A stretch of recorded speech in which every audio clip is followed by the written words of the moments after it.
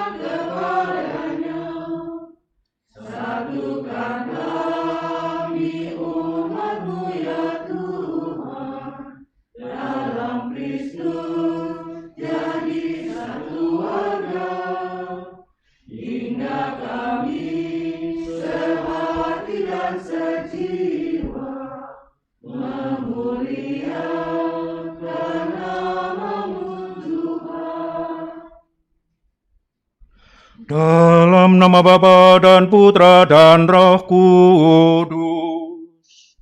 Amin. Tuhan bersamamu. Dan bersama rohmu. Para Bapak, Ibu, dan para terkasih dalam Kristus, selamat pagi. Hari ini adalah hari Kamis Pekan Biasa keempat.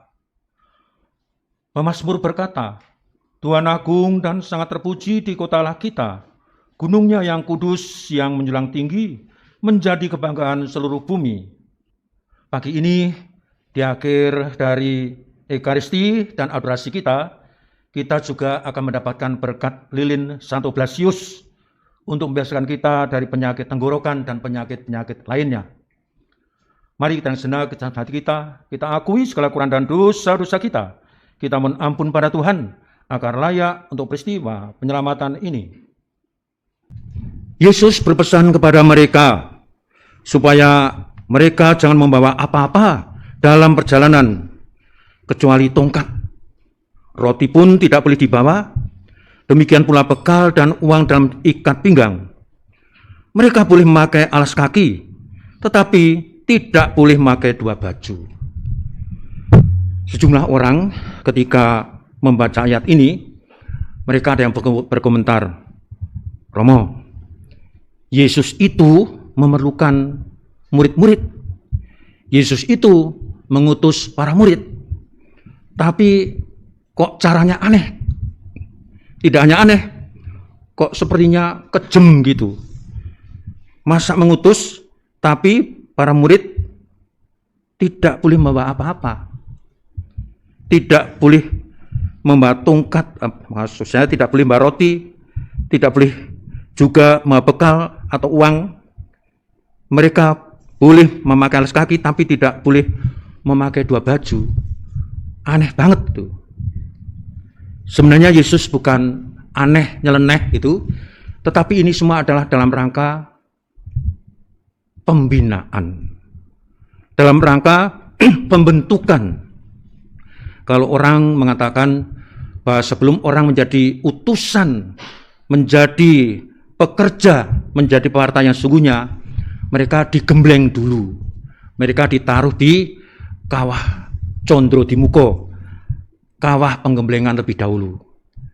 Dan terbukti kan, setelah mereka di awal-awal kerasulan mereka, pemuritan mereka, akhirnya murid-murid Yesus itu menjadi murid-murid yang sangat tangguh, yang hebat, yang tahan pukul, dan mereka menjadi rekan-rekan kerja Yesus yang hebat.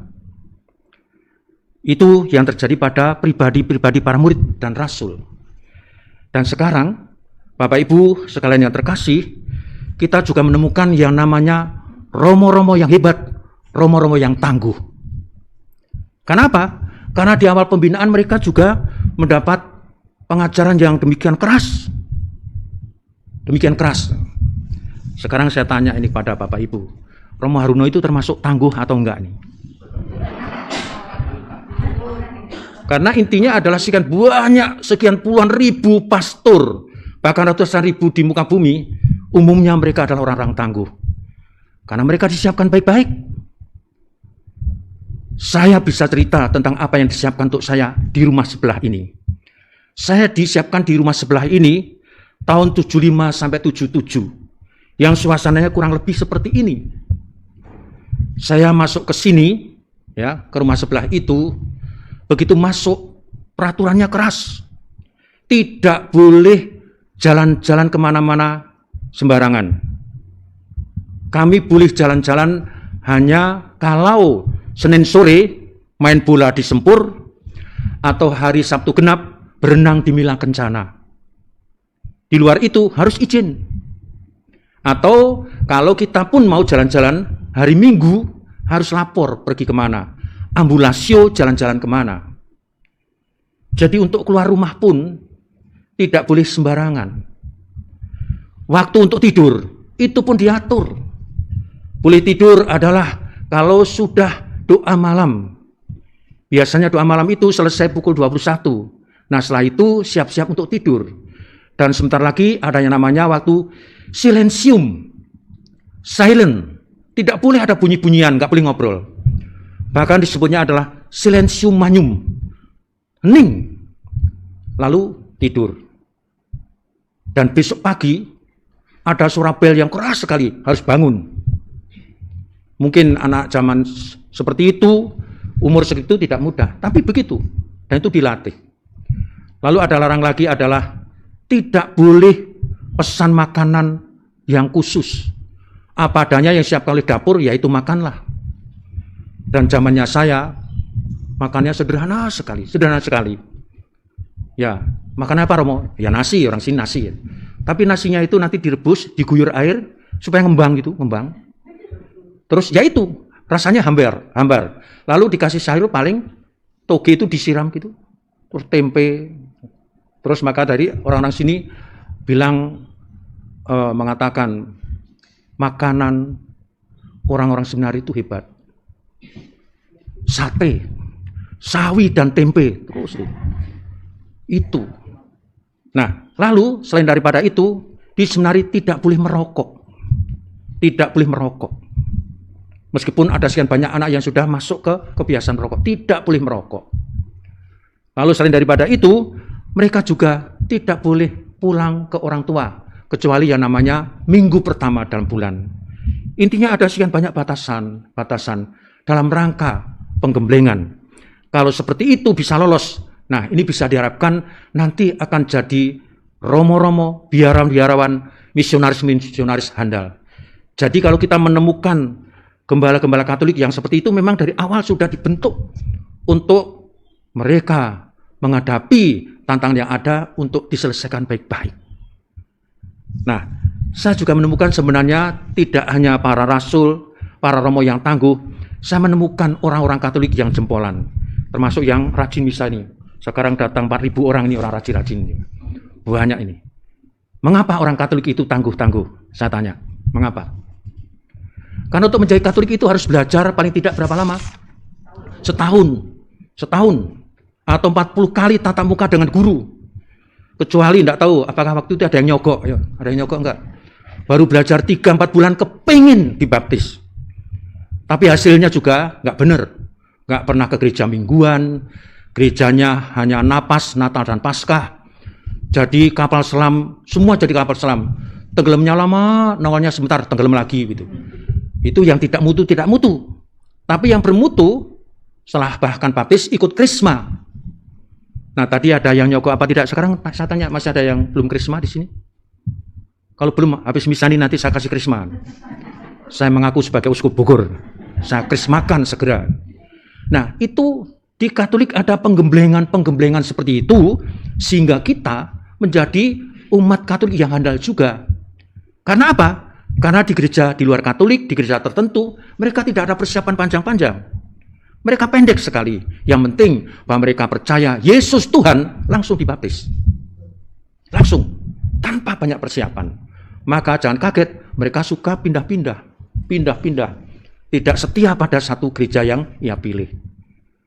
Nah, inilah sebenarnya Injil hari ini mengingatkan kita semua adanya orang-orang tangguh di seputar gereja, karena Yesus sendiri menghendaki adanya persiapan yang keras yang harus dipenuhi sehingga kita semua menjadi murid Yesus, utusan Yesus yang dapat diandalkan. Tuhan memberkati. Marilah menyatakan misteri iman kita. Wafatmu Tuhan kami wartakan, kebangkitanmu kami muliakan, hingga Engkau datang. Yesus manggil dan mengutus ke-12 murid berdua-dua dan memberi mereka kuasa atas roh-roh jahat.